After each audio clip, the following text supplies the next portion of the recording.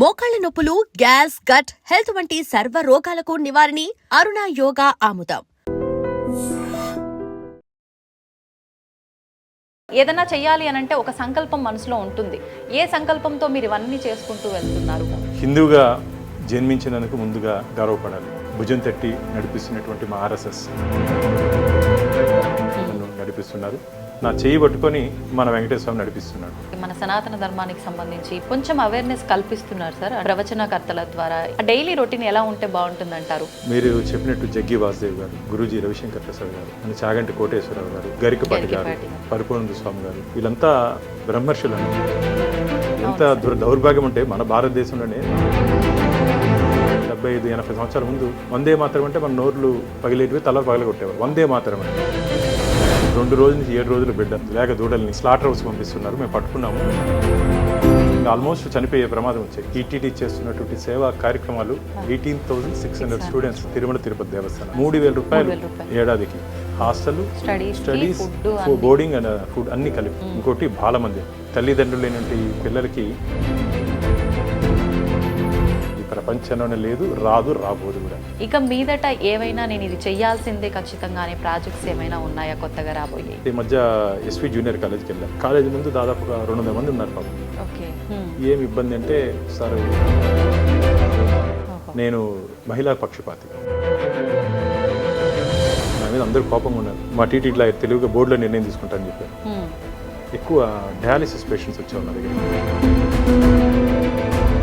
స్విమ్స్ని institute for national importance అంటే నా కోరిక ఒకటి ఉంది. నా జీవితం ఆశ వచ్చి టీటీడీ చేరింది.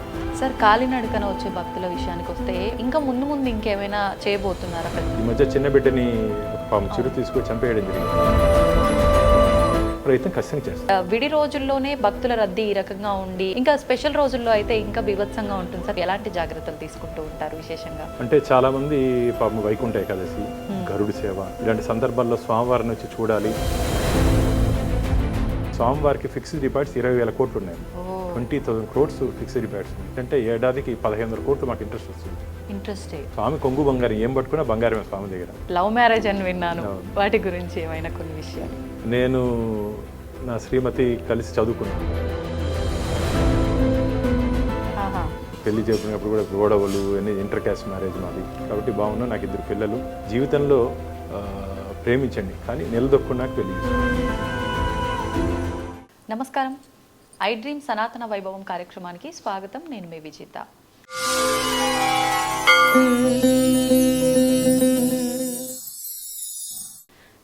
ప్రస్తుతం మనతో పాటు ఉన్నారు TTD board member Bhanuprakash Reddy గారు. సార్ గురించి ప్రత్యేకంగా చెప్పాల్సిన అవసరం లేదు, కానీ కొత్తగా చూస్తున్న ప్రేక్షకులకి ఖచ్చితంగా సార్ గురించి తెలియాల్సిందే. అయితే మనకు తిరుమల తిరుపతి దేవస్థానానికి సంబంధించిన విషయాల్లో కానివ్వండి, విశేషంగా ఇక్కడున్న ప్రజలకు సంబంధించిన విషయాల్లో కానివ్వండి, కొన్ని ప్రాజెక్టులు తీసుకురావడానికి చాలా కృషి చేశారు. కృషి ఒక్కటే కాదండి, చాలా పోరాటమే చేశారు. ఆ పోరాటంలో చాలా వరకు సార్ సక్సెస్ అయ్యారు. వారు అనుకున్నవి, ప్రజలకు ఇవ్వాల్సినవి, భక్తులకు ఇవ్వాల్సినవన్నీ కూడా సమకూర్చారు అని చెప్పాలి. అసలు ఏంటి ఇదంతా ఎందుకు చేయాల్సి వచ్చింది అంటే, వారందరి మంచిని కోరుకొని సార్ ఇవన్నీ చేశారు అని అంటే దాని వెనకాల ఏదైనా రీజన్ ఉందా, ఏంటి, మానవత్వంతో ఇవన్నీ చేయాల్సి వచ్చిందా? ఇలాంటి మరిన్ని విషయాలు సార్తో మాట్లాడి తెలుసుకుందాం. దానికి సంబంధించి అండ్ ఆలయానికి సంబంధించిన విషయాలను కూడా సవివరంగా తెలుసుకునే ప్రయత్నం చేద్దాం.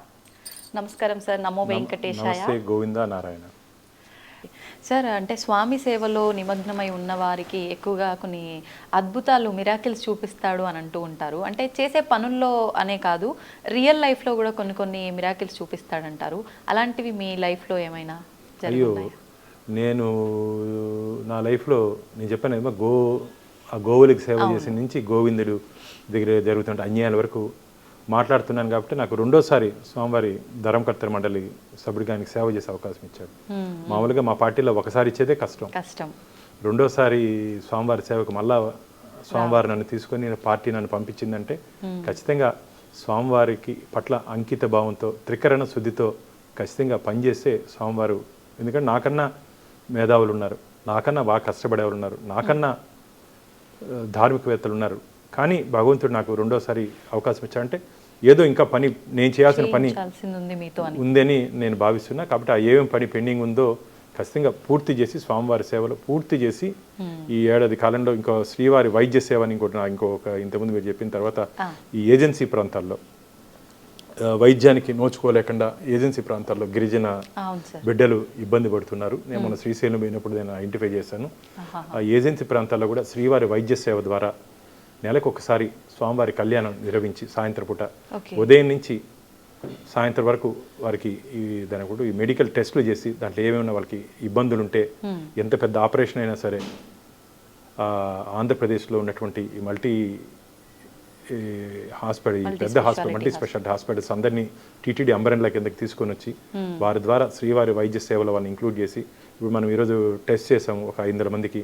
దాంట్లో ఒక 10 మందికి హార్ట్లో ఏదో కిడ్నీ ఏదైనా ప్రాబ్లం ఉంది, ఎమర్జెన్సీ ఆపరేషన్ చేయకపోతే చనిపోతారు. అలాంటి వారికి ఫ్రీగా ఆపరేషన్ చేయాలి. అంటే మారుమూల గ్రామాల్లో మెడికల్ క్యాంప్స్ చేయాలని చేసి అది ఏదో క్యాంప్ మారిగా ఫోటో ఎగ్జిబిషన్ మారిగా కాకుండా లాస్ట్ వరకు ఆ ట్రీట్మెంట్ స్క్రీనింగ్లో వచ్చిన తర్వాత వారికి ఏమి ఇబ్బంది ఉందో దాన్ని ఐడెంటిఫై చేసి సర్జరీ చేయాలి.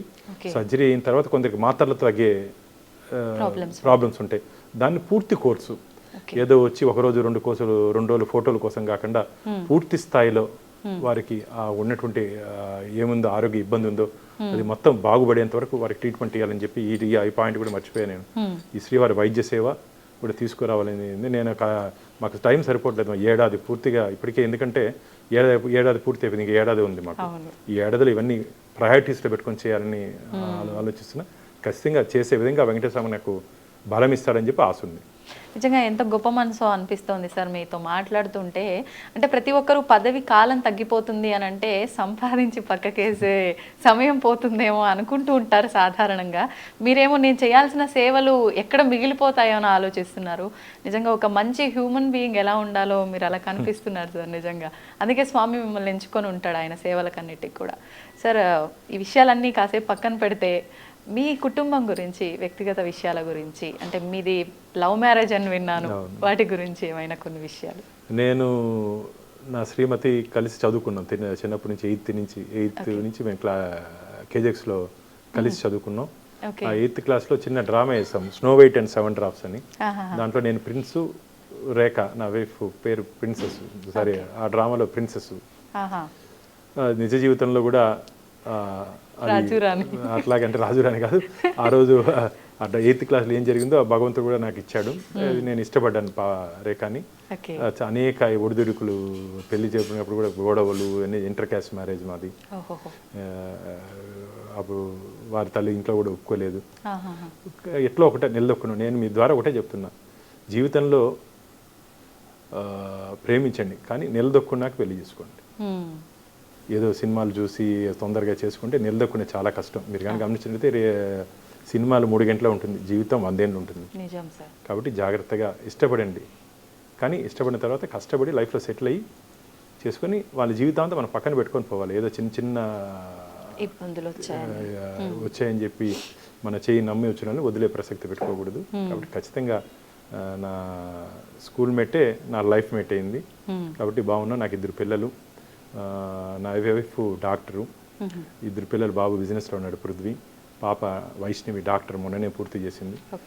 సంతోష భగవంతుడి ఆశీర్వాదంతో స్వామివారి అనుగ్రహం పూర్తి స్థాయిలో నా కుటుంబం మీద ఉంది. సంతోషంగా ముందుకు పోతున్నాను. నేను చేసే ఈ పోరాటంలో పూర్తి మద్దతు నా కుటుంబ సభ్యులు ఇస్తున్నారు. వారికి మేము స్వామివారి మా అందరి మీద చల్లన చూపు ఉండాలని చెప్పి మీ ద్వారా నేను కోరుకుంటున్నాను. సార్, ఇప్పుడు మీరు చెప్పారు అంటే చిన్న ఇబ్బందులు వచ్చాయని చెప్పి పక్కన పెట్టొద్దు అని చెప్పి. మొదట్లో మీరు ఒక మాట చెప్పారు, యువత చిన్న వాటికే ఎక్కువగా ఒత్తిడి తీసుకొని ఆత్మహత్యల వరకు కూడా వెళ్తున్నారు. అది లవ్ అవ్వచ్చు, లేదంటే ఏదైనా చిన్న సమస్య, కుటుంబ సమస్య అవ్వచ్చు. అసలు లవ్ అంటే మీ ఉద్దేశం ప్రకారంగా ఏంటి? ఇప్పుడున్న జనరేషన్ ప్రకారంగా లవ్ అనేది ఒక ఆకర్షణ మాత్రమే.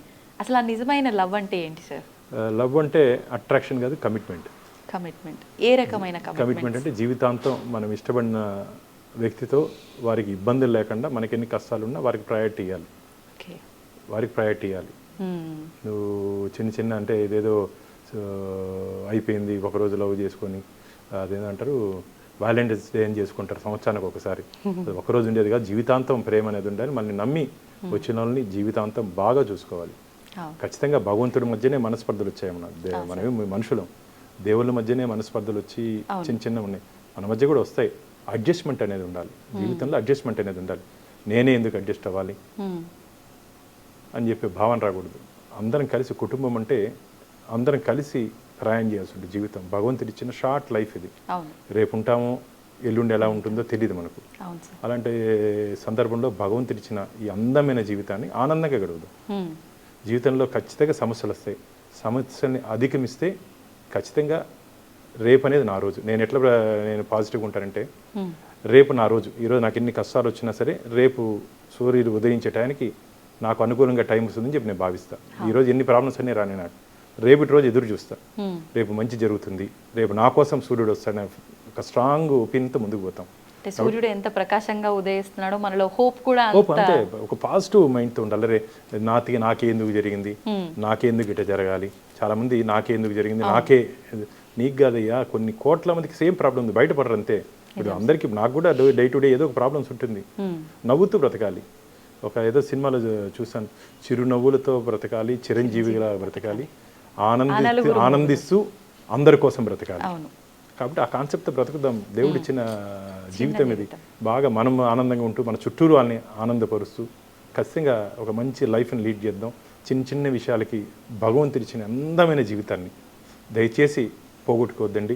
జీవితంలో చాలా సందర్భాల్లో లేట్ లైఫ్లో సెటిల్ అయిన వాళ్ళు ఉన్నారు. లేట్ లైఫ్లో 60-70 సంవత్సరాల్లో ప్రపంచాన్ని ఏలినటువంటి పారిశ్రామికవేత్తలను చూస్తున్నాం మనం. కాబట్టి ఒక్కరోజు ఏముంది, రేపు నా రోజు. సక్సెస్ అవుదాం, అయి చూపిద్దాం. మనము జంతువులు మారకు కాదు కదా, మనుషులు మనకు ఒక హోప్ ఉంది. ఆ హోప్ని ఎవరు దయచేసి పోగొట్టుకోవద్దండి. హోప్తో బ్రతకండి. ఆశయం, ఆశతో ఖచ్చితంగా బ్రతికితే అద్భుతాలు జరుగుతాయి. అది మన లైఫ్లోనే జరుగుతాయి. ఆ ఆకాంక్షతో మనం ఖచ్చితంగా ముందుకు పోతే ఖచ్చితంగా భగవంతుడు మనకు తోడుకుంటాడు. కానీ ఒకటి చెప్తున్నా, చెడు మార్గంలో పోవద్దండి. సన్మార్గంలో పోదాం. ఈ చిన్న చిన్న అట్రాక్షన్స్కి, దాని ఏమంటారు, ఈజీ మనీకి అలవాటు పడితే రిస్క్. ఈజీ మనీకి అలవాటు పడితే ఈజీగా వచ్చే డబ్బు నిలబడదు. ఈజీ మనీకి అలవాటు పడద్దండి. తృప్తిగా మీరు చేసే ఉద్యోగంలో కానీ, కష్టంలో కానీ, కూలీ అయినా నాలి అయినా సరే మనకు వచ్చినట్టు భగవంతుని ఎంత ఇస్తామో అంతే, దాంతోనే తృప్తి పడదు. ఇక్కడికే నా లైఫ్. దాన్ని కోరికలను అదుపు చేసుకుంటే ఖచ్చితంగా లైఫ్ బాగుంటుంది. కోరికలు అదుపు చేసుకోకపోతే అదేదో సినిమా కోరికలే గుర్రాలు అయితే అనేది ఉంది, అట్లా జీవితం చెడిపోతుంది. కాబట్టి మనకున్నటువంటి కమిట్మెంట్స్తో ఒక మంచి ఆదర్శవంతమైన జీవితాన్ని నడుపుతూ ముందుకు పోతే ఖచ్చితంగా లైఫ్ చాలా బాగుంటుంది. నేటి యువత ఎవరు ఎమోషన్స్కి లోను కావద్దండి. ఖచ్చితంగా భగవంతుడు ఇచ్చినటువంటి అందమైన జీవితాన్ని మంచిగా తీసుకొని ముందుకు పోతాం. ఎందుకంటే మనతో నమ్ముకున్న చాలామంది ఉంటారు. నువ్వు సూసైడ్ చేసుకోవద్దే, నేను నమ్మిన తల్లి కానీ, నీతో పాటు ఉన్నటువంటి స్నేహితులు కానీ, వీళ్ళందరూ స్నేహితులన్నా కొద్దిగా ఒక నెల 2 నెలల సంవత్సరం బాధపడతారు. ఫ్యామిలీ అనేది చెడిపోతే జీవితాంతం. నాకు కొన్ని కుటుంబాలు ఇంకా చూస్తాను, ఇంకా ఏడుస్తున్నారు. కోలుకోలేరు. ఎందుకు చెప్పండి? తల్లిదండ్రులను బాధపెట్టి, తోబుట్టున్న బాధపెట్టి సాధించేది ఏముండదు. ఆ ఒక్క క్షణం నిలదొక్కుంటే భవిష్యత్తు ఆకాశమే నీ హద్దు. ఎగిరే గాలిపటాన్ని ఆదర్శంగా తీసుకోండి, ఎగిసిపడే కెరటాలను ఆదర్శంగా తీసుకోండి. అంటే ఎదురు గాలికి ఎదిరే గాలిపటం ఆదర్శంగా తీసుకోండి. పడి లేచినటువంటి కెరటాన్ని ఆదర్శంగా తీసుకుంటే ఖచ్చితంగా మన జీవితం కూడా ఉన్నత కెరటాలకి, శిఖరాలకి ఎదిగే అవకాశం ఉంది. Super sir. నిజంగా ఒక మంచి మోటివేషన్ వర్డ్స్ అని చెప్పొచ్చు సార్ మీరు చెప్పిన ప్రతి ఒక్కటి కూడా.